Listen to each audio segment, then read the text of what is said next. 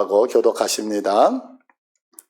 빌라델피아 교회 사자에게 편지하라. 거룩하고 진실하사 다윗의 열쇠를 가지시니 곧 열면 닫을 사람이 없고 닫으면 열 사람이 없는 그가 이르시되 볼지어다 내가 네 앞에 열린 문을 두었으되 능히 닫을 사람이 없으리라. 내가 네 행위를 아노니 네가 작은 능력을 가지고서도 내 말을 지키며 내 이름을 배반하지 아니하였도다. 보라, 사탄의 회당 곧 자칭 유대인이라 하나 그렇지 아니하고 거짓말하는 자들 중에서 며칠 내게 주어 그들로 와서 내 발 앞에 절하게 하고 내가 너를 사랑하는 줄을 알게 하리라. 내가 나의 인내의 말씀을 지켰은즉 내가 또한 너를 지켜 시험의 때를 면하게 하리니 이는 장차 온 세상에 임하여 땅에 거하는 자들을 시험할 때라. 내가 속히 오리니 내가 가진 것을 굳게 잡아 아무도 내 면류관을 빼앗지 못하게 하라. 이기는 자는 내 하나님 성전의 기둥이 되게 하리니 그가 결코 다시 나가지 아니하리라. 내가 하나님의 이름과 하나님의 성 곧 하늘에서 내 하나님께로부터 내려오는 새 예루살렘의 이름과 나의 새 이름을 그 위에 기록하리라. 귀 있는 자는 성령이 교회들에게 하시는 말씀을 들을지어다. 아멘. 예. 오늘 이제 본문의 그 빌라델피아 교회도요, 서머나 교회처럼 오직 칭찬만 있고, 하나님의 책망하심이 전혀 없는 교회입니다. 근데 이제 이 빌라델피아 지역은요, 지진이 되게 많았다 그래요. 지진이. 그리고 또 한 가지는 뭐냐면 이제 포도 생산지로 아주 유명을 했던 거예요. 근데 이제 AD 92년도, 지금 이제 요한이 이 요한계시록을 쓸 때의 왕이 누구였냐면 도미티아누스였거든요. 이 도미티아누스가 포도나무 칙령이라고 하는 법령을 하나를 제정을 해요. 그게 뭐냐면, 자료를 찾아보니까 최초의 그 농업 및 주류 규제 법안이었다라고 그래요, 이게. 근데 이 법안의 내용이 뭐냐면, 그 이탈리아 본토에 많은 사람들이 이제 그 포도 농사를 지었잖아요. 근데 그 포도 농사를 신규는 못 짓고 기존에 있던 거는 그냥 계속 져라. 이게 이제 하나의 법령이었고요. 또 한 가지는 뭐냐면 주변에 속국이 있어요. 점령했던 그런 주변의 속국에서도 이제 포도나무를 재배를 했는데 그 포도나무의 2분의 1을 전부 다 잘라내는 거예요. 그러니까 포도 수출을 조금 적게 하겠다 이거죠. 그리고 그 잘라낸 그 밭에다가 이제 농작물, 밀을 심게 했던 거예요. 그럼 왜 그렇게 했느냐면 이제 로마가 전 세계로 확장되어서 나가면서 로마 시내 인구가 점점 늘어났던 거예요. 근데 아마 그 당시에는 이제 그 로마 시민들에게는 혜택을 주기 위해서 무료로 쌀을 이렇게 배포를 했는데 인구가 너무 늘어나니까 자급자족이 안 되는 거죠. 부족한 거예요, 식량이. 그러다 보니까 로마 시내, 그 이탈리아 안에 있는 포도나무는 그대로 놔두고 신규는 생기지 못하고 주변국은 포도 송이를 다 잘라내고 거기에 밀을 심어서 다 이제 로마로 곡물을 바치게끔 이렇게 했던 제정법이 있었던 거예요. 자, 이 칙령으로 인해서 이 빌라델피아는 포도 농사가 상당히 유명했었거든요. 그런데 절반 이상을 다 파헤쳐야 되는 거예요. 그러니까 갑자기 생산했던 모든 포도송이가 없이 밀을 생산해야 되니까 경제적으로 엄청난 타격을 입었잖아요.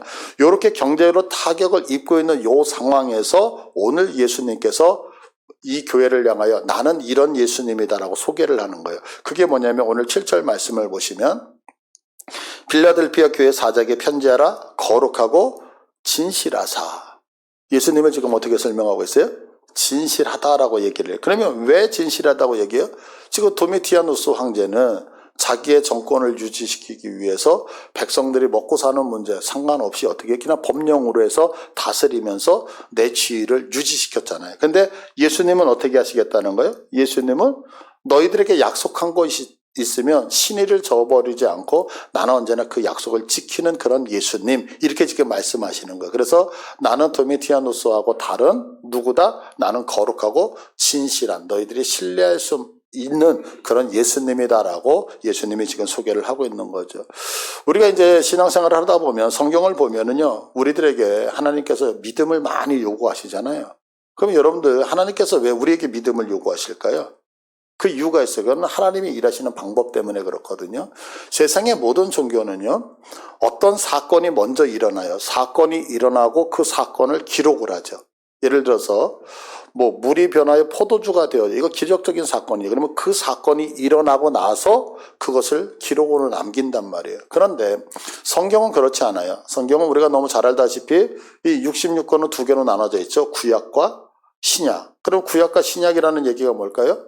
옛날의 약속, 새로운 약속. 그러니까 하나님은 어떻게 일하시냐면 항상 먼저 말씀하시고 그 말씀대로 일하신단 말이에요.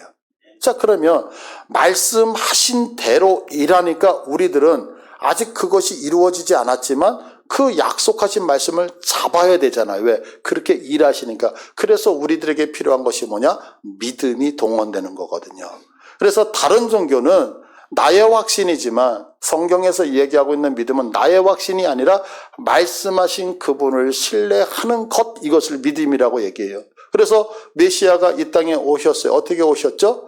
내가 와서 메시아다. 그래서 성경이 기록된 게 아니라 메시아가 이 땅에 오실 것이라고 하는 말씀이 있었고 그 말씀을 부여잡고 살았던 사람들은 믿음으로 그분을 보게 됐단 말이에요. 그래서 성경에서 자꾸 우리에게 믿음을 이야기하고 믿음을 강조하고 믿음을 가지라고 하는 이야기는 왜 그러냐면 하나님은 언제나 일하실 때 어떻게 일하신다?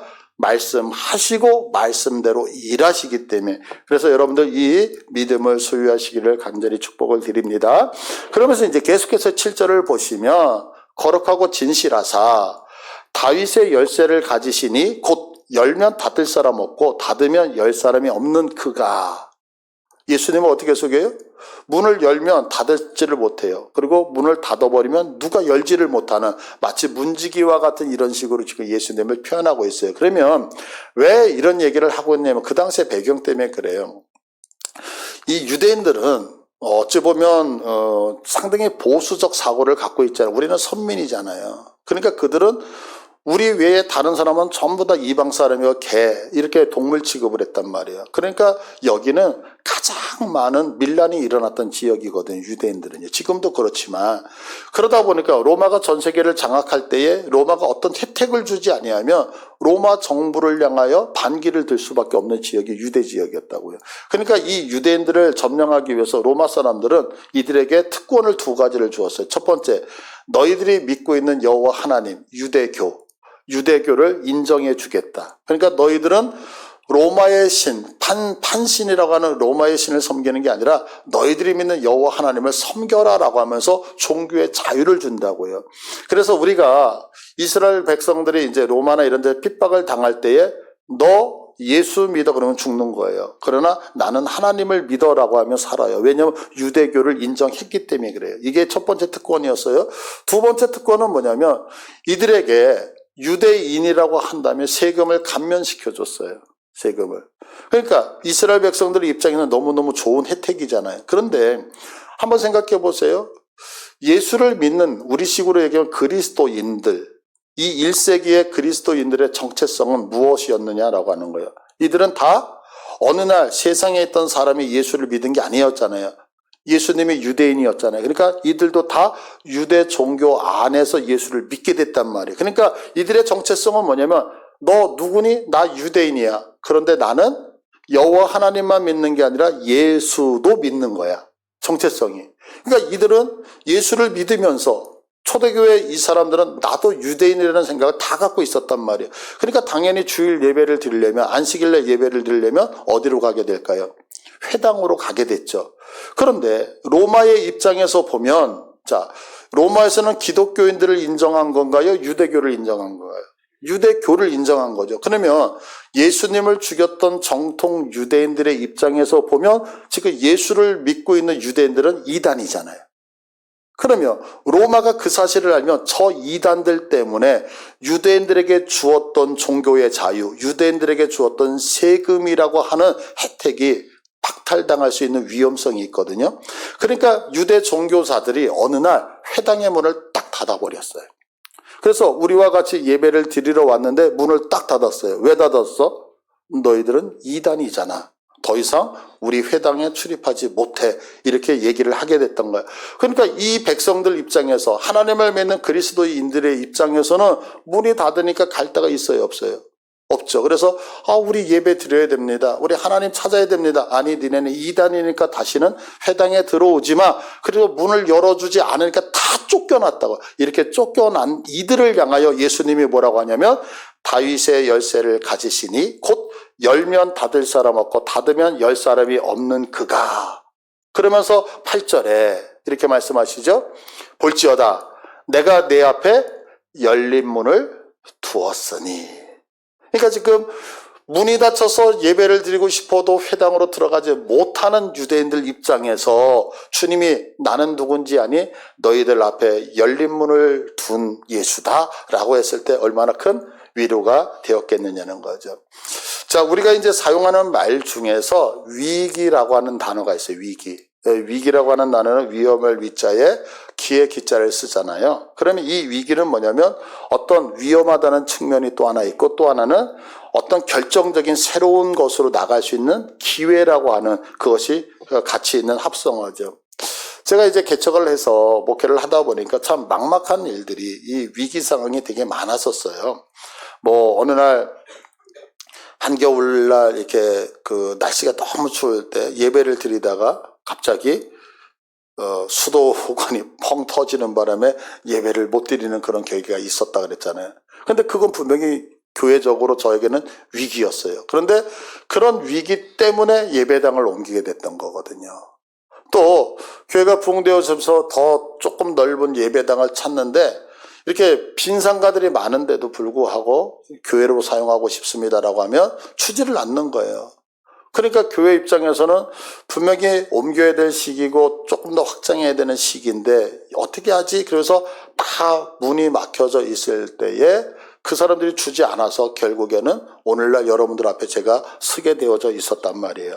그러니까 우리들이 꼭 생각하셔야 되는 건 뭐냐면 우리들의 인생에 어려움이 온다면 우리 성도들은 여러분 절대 절망하지 마시라는 거예요. 왜냐하면 세상의 문이 닫히는 그 순간이 우리 주님이 더 크고 놀라운 하늘의 문을 여시는 기회가 된다는 사실을 여러분이 믿으시기를 바라요.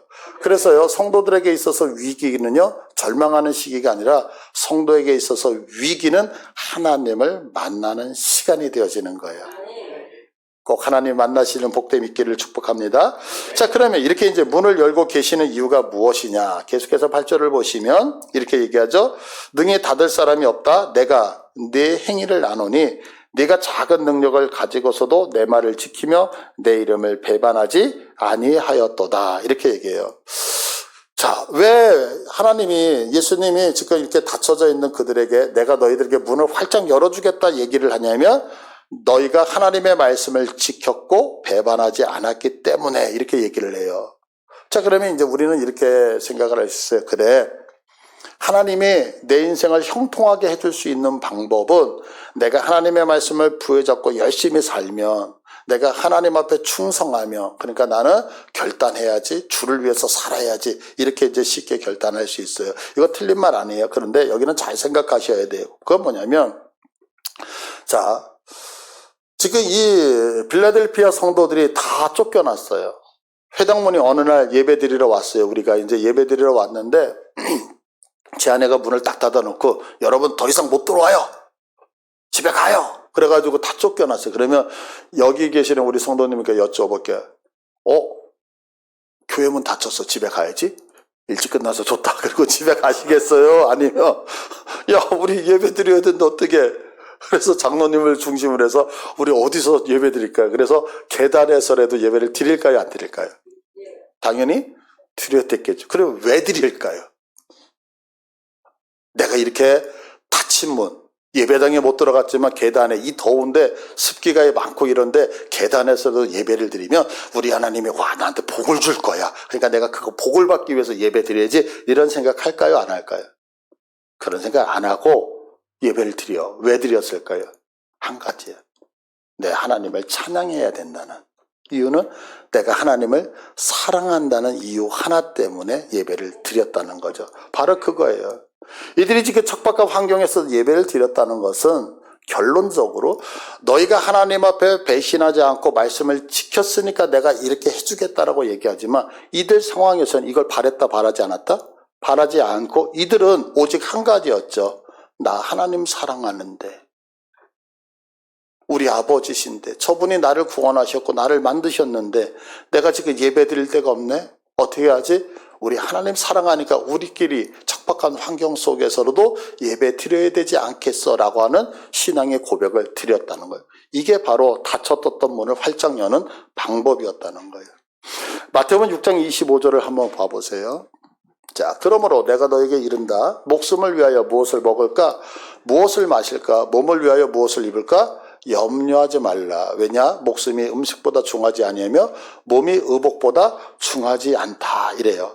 그러면서 우리들에게, 성도들에게 하나님이 말씀하시는데 입을 거, 먹을 거, 마실 거, 몸을 위해서 염려해라 말라? 염려하지 말라. 그래. 그 이유가 뭐냐? 32절에. 자, 다 같이 읽습니다. 시작. 이는 다 이방인들이 구하는 것이라 너희 하늘 아버지께서 이 모든 것이 너에게 있어야 할 줄을 아신다. 왜? 먹는 거, 입는 거, 이거 우리 걱정해야 되잖아요. 그런데 성경은 하지 말래요. 왠지 아세요? 하나예요. 너희 하늘 아버지께서 아시기 때문에. 무슨 얘기예요? 하늘 아버지께서 너희들 먹는 거 먹이시겠다는 거예요. 너희들 입히시겠다는 거예요. 너희들이 고민하고 걱정하는 거 하늘 아버지께서 우리에게 베푸시겠다, 이렇게 얘기를 하고 있는 거죠. 그러니까 예수님께서 지금 빌라델피아 성도들 향해 문을 열고 계시겠다는 이유도 너희들이 내 말 잘 지켰으니까, 너희들이 배반하지 않았으니까, 너희들이 참 충성된 행동을 했기 때문에 내가 너희들 지켜줄게, 이게 아니라는 거죠. 왜 지키시냐면 내가 너희들을 사랑하기 때문에, 너희들은 내 자녀이기 때문에 이렇게 얘기하는 거예요. 그래서 갈라디아서 4장 6절을 한번 봐보세요. 너희가 아들이므로, 여러분들 우리가 다 하나님의 아들 되신 거 믿으시죠? 그래서 하나님이 그 아들의 영을 우리 마음에 보내서 우리를 하나님을 향하여 뭐라고 부를 수 있다? 아빠, 아버지라고 부를 수 있어요. 아빠, 아버지라고 부를 수 있는 축복이 있는 줄 믿으십니다. 자, 그런데 보세요. 내가 아빠라고 부를 때, 하나님을 아빠라고 부를 때, 그 다음에 7절을 보시면, 그렇기 때문에 내가 이후로는 아들이었기 때문에 이후로는 종이 아니고 아들이야. 그럼 아들은 하나님으로 말미암아 유업을 받는다는 거야. 네가 충성했으니까 너에게 줬고, 네가 하나님의 마음에 들었으니까 줬고가 아니라, 우리가 무엇 때문에? 내가 아들이기 때문에 하나님의 것이 내 것 되어짐을 믿으시길 바라요. 그러니까 우리가 하나님께 무엇을 받고 싶으시잖아요. 여러분들 인생 살면 필요한 거 있어요, 없어요? 있죠. 하나님 앞에 그거 받아서 누리고 싶어요, 안 누리고 싶어요? 누리고 싶어. 그러면 열심히 기도하고, 이게 아니란 말이에요. 하나님 앞에 무엇을 받고 싶어? 열심히 나와서 헌금하고, 열심히 나와서 이게 아니라는 거예요, 성경은. 여러분들이 진짜 하나님 앞에 무엇인가를 받고 싶으셔요? 그러면 한 가지, 하나님과 아름다운 관계를 맺으라고 얘기하는 거예요. 이거 여러분 믿으십니까? 그러니까 내가 무엇을 해서가 아니라 하나님이 왜 내게 베풀어 주냐면, 나는 너의 아버지가 되고 네가 내 아들이 된다면 다 주겠다는 거예요. 이게 하나님의 원리라고요. 근데 우리는 이 부분을 간과해요. 자꾸 잊어버려요. 우리는 신앙생활하면서 하나님께 무엇을 하면, 내가 어떻게 행동을 하면 하나님이 날 예쁘게 보기 때문에 뭔가를 베푸실 것이라고 생각하는 거죠. 그래서 하나님이 기뻐하는 것이 무엇일까 찾아보니까 기도하는 사람을 기뻐해요. 그래서 기도를 해요. 그래서 내가 기도를 많이 하면 응답이 많을 거라고 생각해요. 하나님 앞에 내가 나와서 교회에서 봉사하고 주를 위해서 살면 주님이 기뻐하니까 뭔가 줄 거라고 생각해서 봉사를 해요. 내가 하나님 앞에 거룩한 물질을 구별해서 드리며 11조를 드리고 감사헌금을 드리고 뭔가를 드리며 하나님 기뻐할 거라고 드려요. 그런데 성경 그렇게 얘기를 하려, 그거는 결과고, 하나님은 우리들에게 무엇을 하냐면 기쁘기 때문에 주는 게 아니라는 거예요. 여러분들 생각해 보세요. 여러분들, 죄송해요 이렇게 표현해서, 그런데 일반적이기 때문에 그래요. 우리 남편이 예뻐서 밥 해주나요?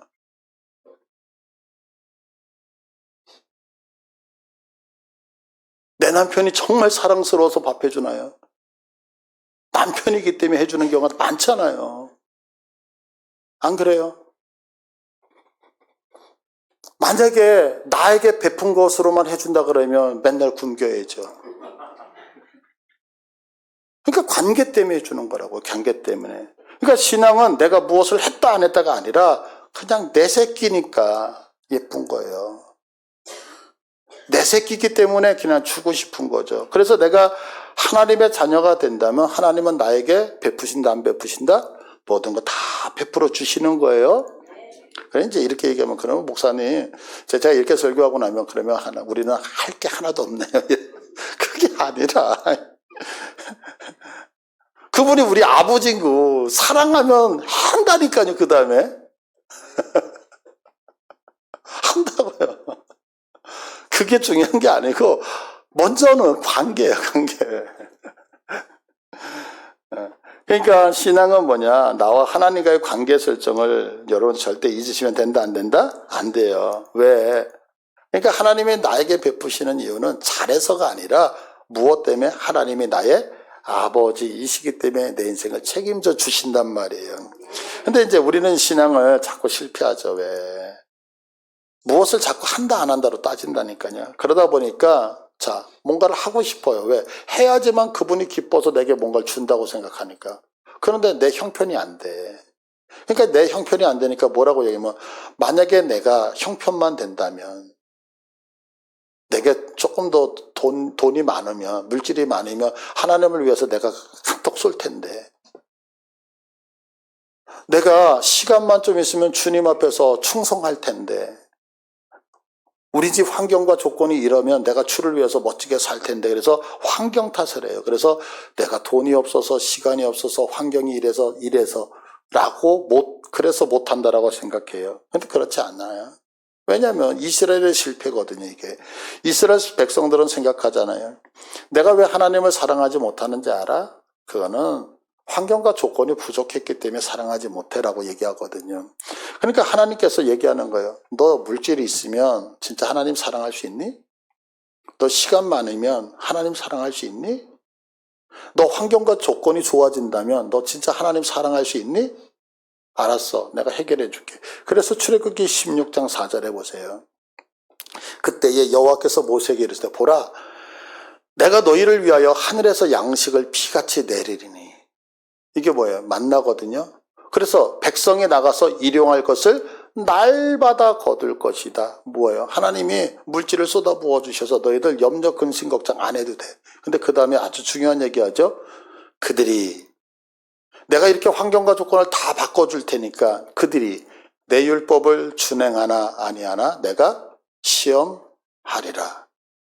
돈 있으면 잘 섬긴다면서요. 먹을 것 때문에 주님 앞에 나와서 기도하지 못하는데 먹을 거 해결해주면 나와서 기도한다면서요. 그래서 하나님이 그래 먹을 거 해결해 줄게. 너 환경 바꿔줄게.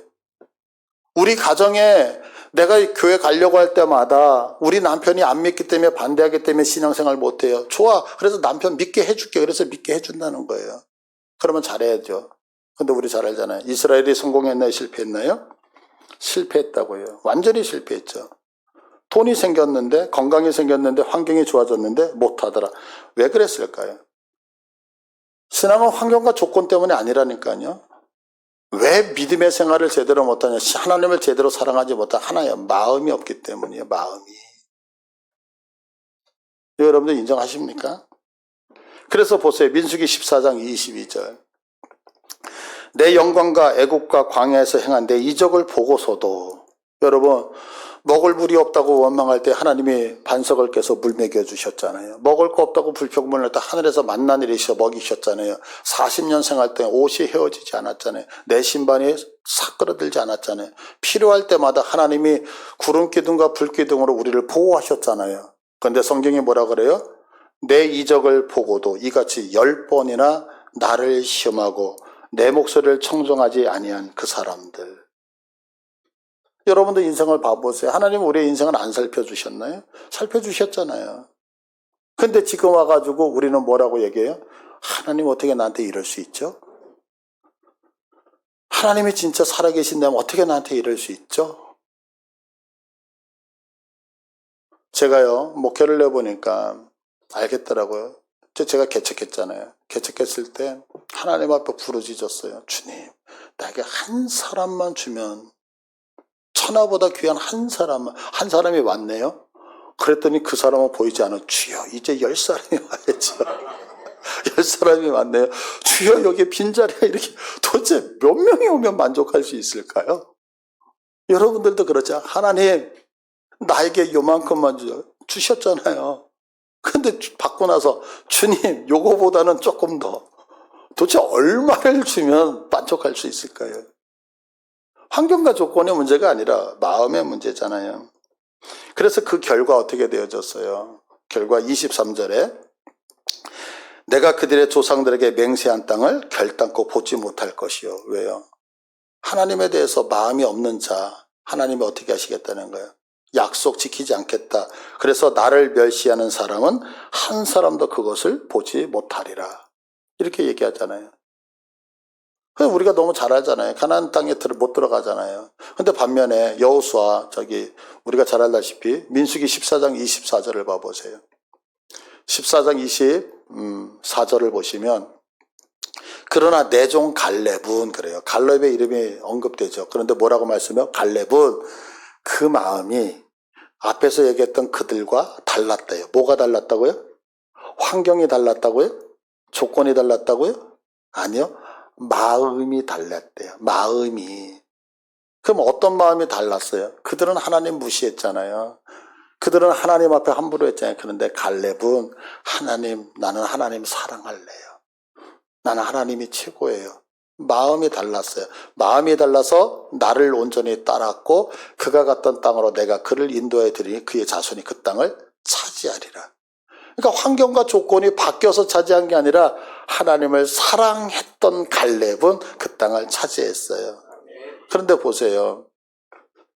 여호수아서 14장 8절을 보시면 갈렙이 그들과 달랐던 것을 표현해. 나와 함께 올라갔던 내 형제들은 백성의 간담을 높게 하였으나 나는 내 하나님 여호와께. 하나님을 뭐라고 불러요? 내 하나님. 여러분, 우리는 하나님을 뭐라고 부르고 있나요? 정말 내 아버지라고 부르고 계셔요? 내 하나님이라고 여러분들 확정하세요? 세상이 다 변하고 모든 사람이 나를 다 버려도 내 아버지는 나를 버리지 않을 것이라고 하는 그 하나님에 대한 확신이 있느냔 말이에요.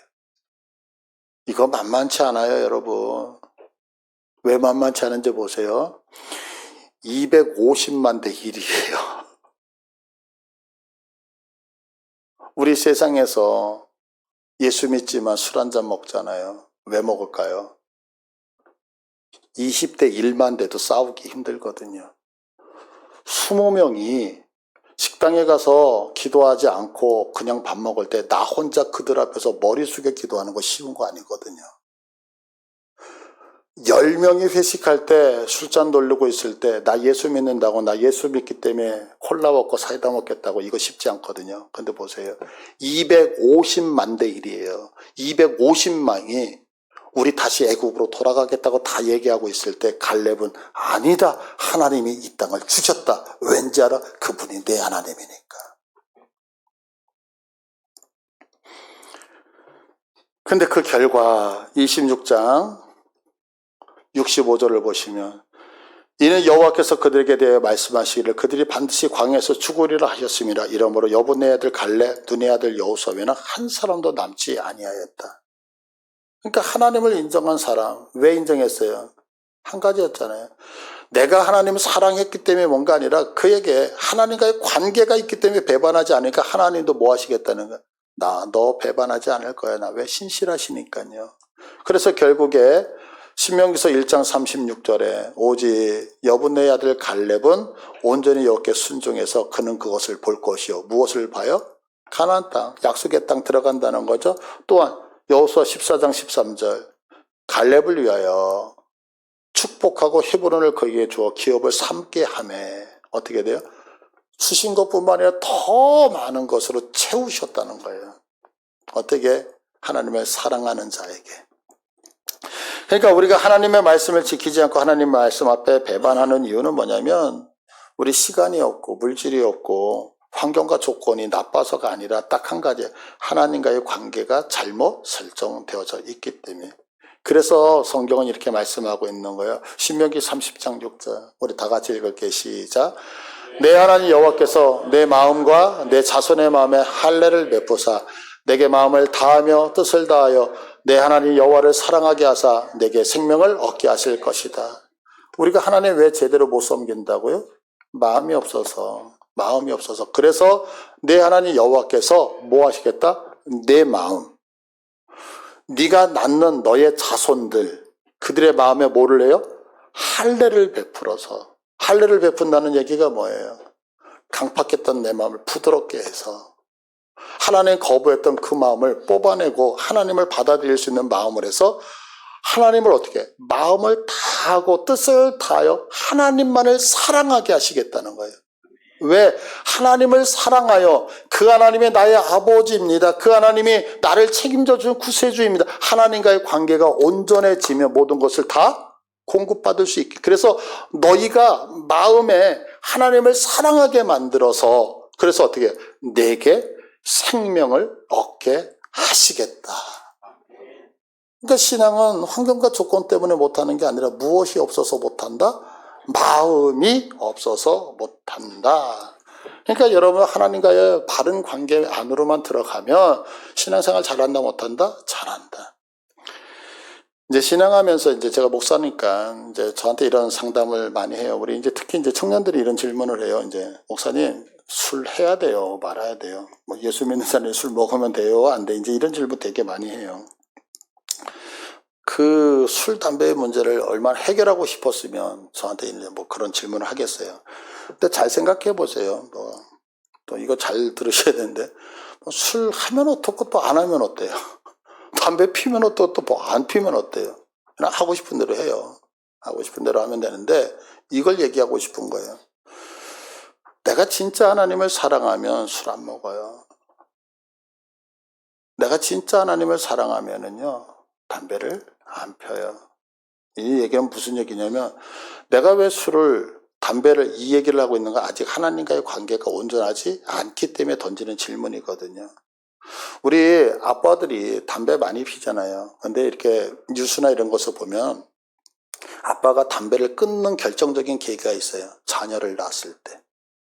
자녀를 품에 안고 담배를 펴서 우리 아이한테 그 니코틴이 들어갈까봐 건강을 생각해서 내 사랑하는 자녀 때문에 담배를 끊는 부모가 되게 많아.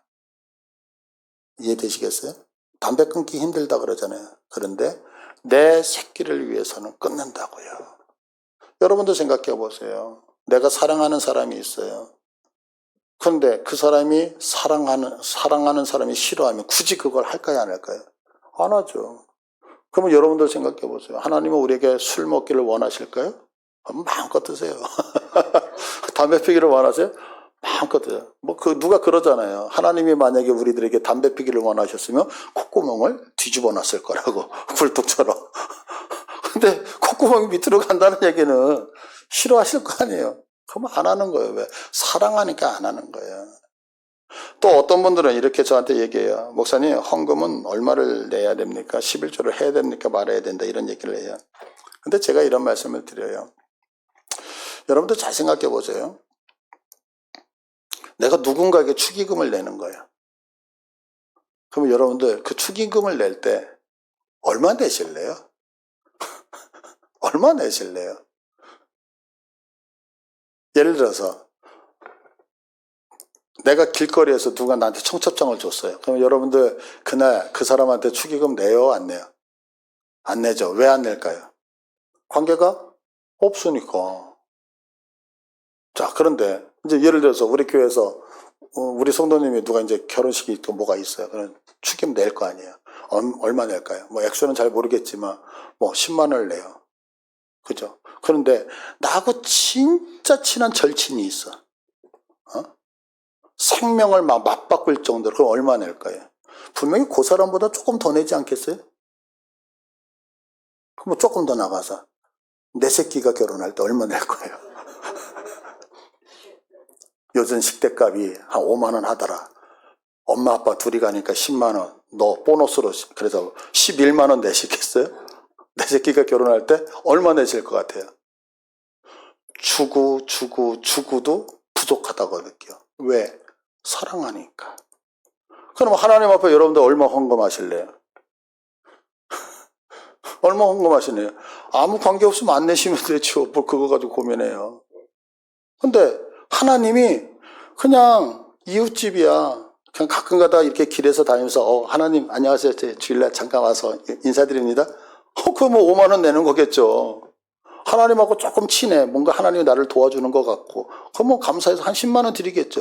근데 하나님이 내 생명 바쳐서 하나님이 나에게 모든 거 다 주셔서 내가 그분 없이는 못 산다라고 하면 내 전 재산 다 드리겠죠. 그렇지 않아요? 그러니까 이게 뭐냐면 헌금은 얼마 드립니까? 이게 중요한 게 아니라 여러분들이 하나님 앞에 드리는 그 마음, 이건 있죠, 분명히. 내가 1,000만 원 있는 사람이 있고 10억 있는 사람의 차이가 있죠. 그래서 성경은 둘의 돈 얘기를 하는 거잖아요. 액수를 얘기하는 게 아니라 몇 프로를 얘기를 하는 거겠죠. 그거 잘 생각하셔야 돼요. 내가 저 사람보다 헌금을 훨씬 더 많이 하니까 하나님을 사랑한다라고 착각하지 마시길 바래요. 왠지 아세요? 내가 부자로 살면서 10만 원 부담 없잖아요.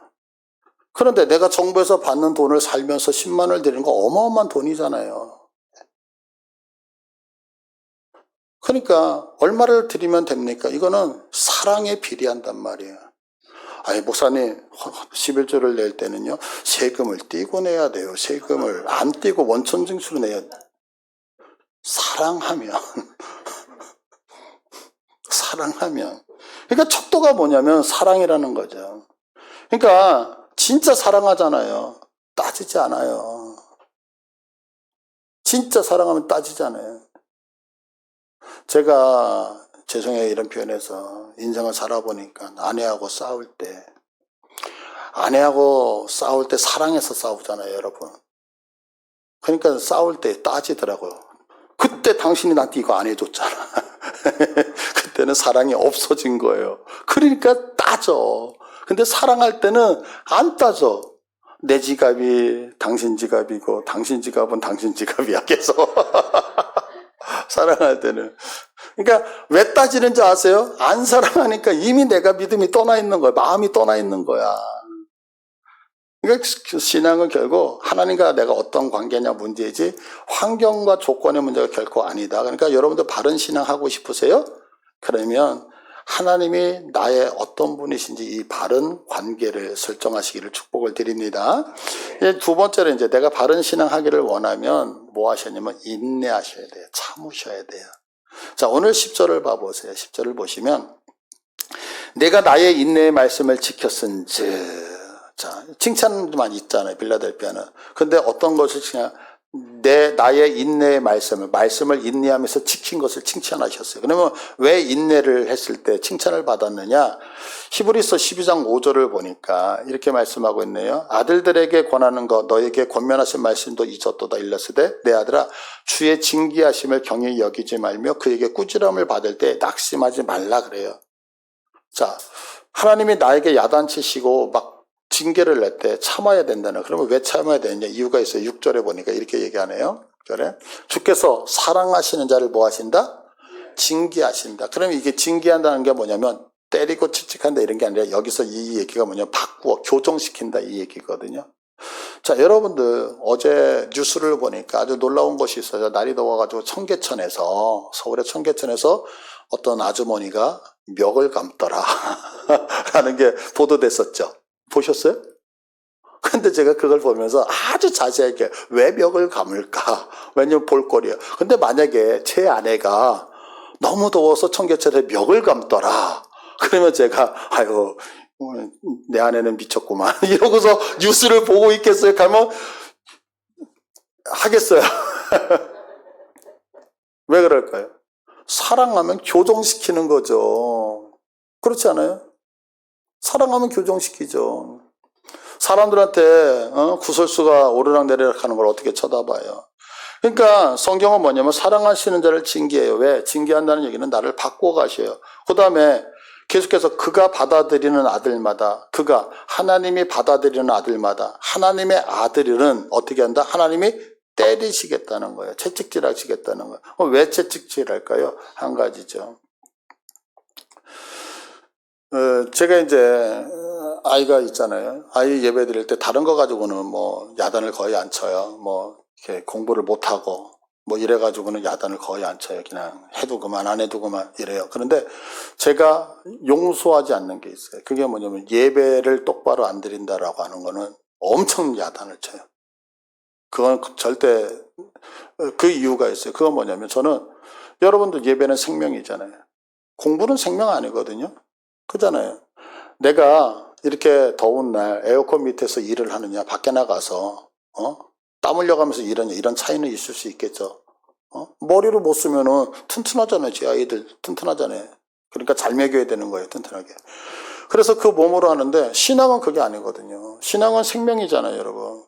그러니까 아이들한테 용서가 없어요.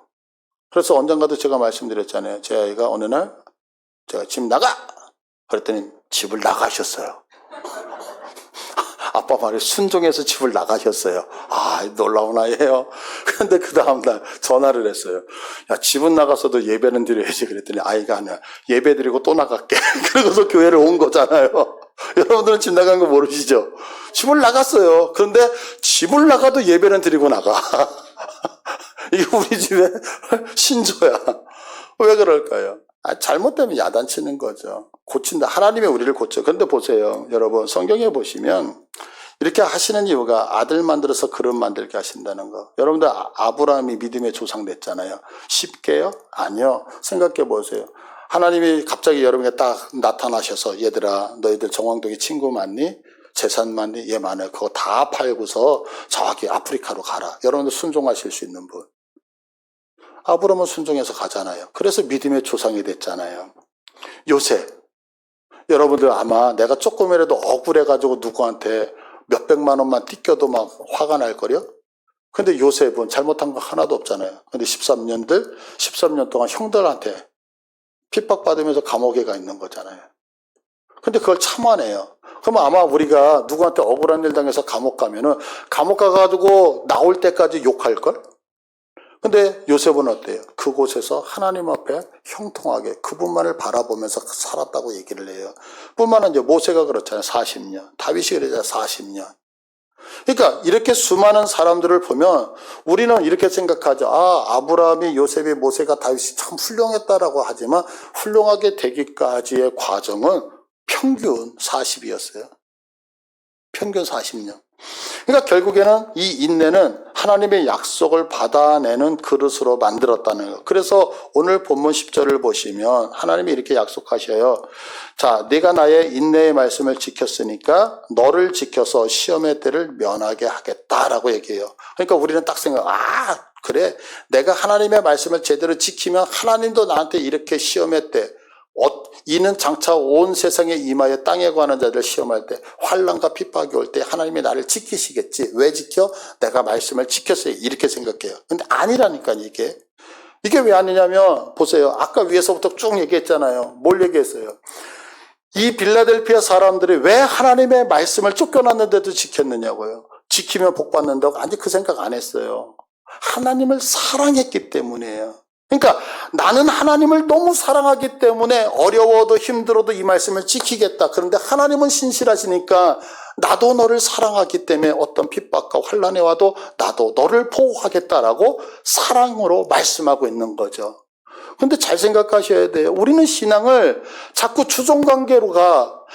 내가 하나님 앞에 요만큼 하면 하나님도 나한테 요만큼 주고 내가 이만큼 하면 하나님은 이만큼도 줄 거야. 그래서 나는 이만큼씩 할 테니까 하나님 왜 이딴 만큼 안 줘요? 라고 얘기를 해요. 아니요. 신앙은 그게 아니라 내가 무엇인가를 하는 게 아니라 여러분 하나님 앞에 왜 예배 드립니까? 이유는 하나죠. 예배를 드리면 복 받는다. 이게 아니잖아요. 왜 예배 드려요? 내가 알고 있는 내 아버지가 영광과 존귀를 받는 게 나에게 행복이니까.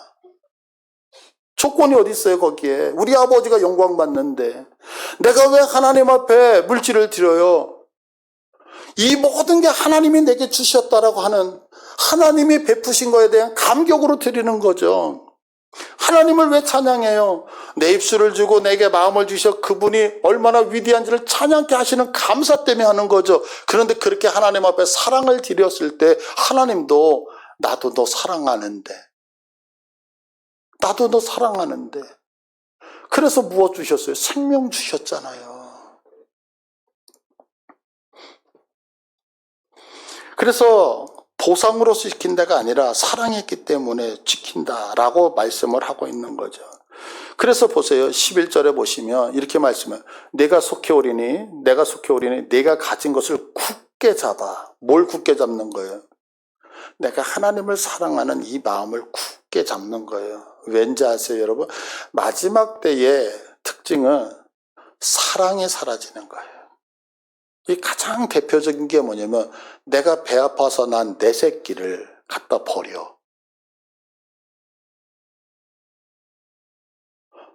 내가 배 아파서 난 내 새끼를 생명을 끊어. 엄마 손으로 끊어. 이게 뭐냐면 사랑이 사라지는 증거잖아요. 그러니까 너희들 하나님 사랑하는 그거 절대 놓치면 된다 안 된다? 굳게 잡아. 왜? 그거 빼앗기면 승리를 못하니까. 하나님을 사랑하는 거 이거 빼앗기면 다총교로 넘어가 버리니까. 그래서 이거 굳게 잡아라. 그 얘기를 면류관을 빼앗지 못하게 하라. 이 얘기를 하고 있는 거예요. 그러니까 여러분들 하나님이 우리를 사랑하신 같이 나도 하나님 사랑하시는 게 믿음이고 신앙 이걸 여러분 축복하시길 원해요. 어떤 이제 목사님이 주례를 할 때마다 반복하는 설교라고 얘기를 하더라고요. 근데 참 은혜가 되더라고요. 뭐냐면 이제 신랑과 신부가 주례했을 때 이렇게 있잖아요. 그러면 이야기를 한대요. 나는 뇌종양이 있어. 뇌질환이 있어. 내 아내는 뇌종양이 있어. 뇌 수술을 받았어. 그래서 이제 죽음 직경에 있어. 이제 그러면서 당신이 겪었던 일을 얘기를 해준다는 거예요. 그러고서 신랑한테 묻는다는 거예요. 아무개 신랑아, 내 아내 신부가 뇌질환이나 이런 질병으로 거동하지 못하고 죽을 때도 사랑할 수 있겠니? 또 신부한테 묻는다는 거예요. 아무개 신부야, 행복할 때 말고 좋을 때 말고 돈 잘 벌 때 말고 여기 서 있는 네 신랑이 병들고 아파서 거동하지 못해 아무것도 못할 때도 진심으로 사랑할 수 있겠니? 이게 바로 결혼이야. 신앙은 뭔지 아세요, 여러분? 어려워도 힘들어도 내게 무엇인가가 주어지지 않아도 그 하나님이 좋다라고 고백하는 거. 신앙은 뭐냐면 내가 너 때문에 생명 바쳐 모든 거 줄게 라고 하는 게 신앙이라고요. 근데 우리가 이 사랑을 끝까지 지키잖아요. 그러면 12절에 봐보세요. 12절에 보시면 이기는 자는 내 하나님 성전에 기둥되게 하리니 그가 결코 다시 나가지 아니하리라. 이게 무슨 얘기냐면 이 빌라델피아는 포도로 유명했다 그랬잖아요. 또 하나가 지진으로 유명했다 그랬잖아요. 그러니까 지진이 나면 건물이 무너졌던 거예요. 그러니까 지진만 나면 나가야 돼. 피난을 해야 돼. 그러니까 지금 너희가 하나님을 사랑하면서 붙든다면 하나님이 너희에게 어떤 보상을 해주시냐면 큰 기둥. 그래서 너희가 결코 나가지 않아. 도망가지 않아. 지진 때문에 흔들려서 불안해서 바깥으로 나가는 그것이 너희의 인생에 없게. 이건 뭐냐면 너희가 나를 사랑한다면 하나님은 우리 사랑하는 자들의 인생을 기둥으로 부여잡아 주시겠다는 거예요. 그러면서 그 기둥에 무슨 얘기를 하냐면 내 하나님께로부터 하늘에서 내 하나님께로 내려오는 새 예루살렘의 이름과 나의 새 이름을 그의 위에다가 기록하셔서 영원히 보존해 주겠다는 거예요. 그러니까 여러분 신앙은 다른 게 아니라 하나님을 사랑하는 거예요. 묻고 싶어요. 여러분 지금 하나님이 여러분들에게 어떤 분이십니까? 이것을 다시 한번 우리 정립할 수 있으면 복됨 있기를 축복합니다. 자, 우리 다 같이 일어나셔서 찬양합니다. 여호와 나의 목자.